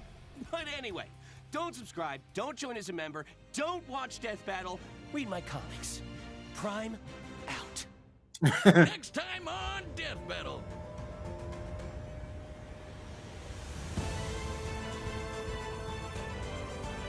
Yeah, well, we know how that one ended, don't we, Chad? So, yeah.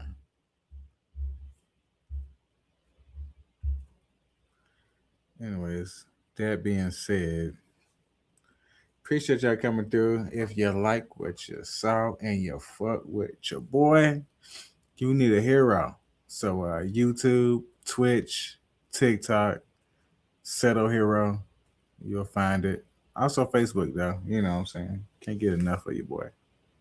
Yeah.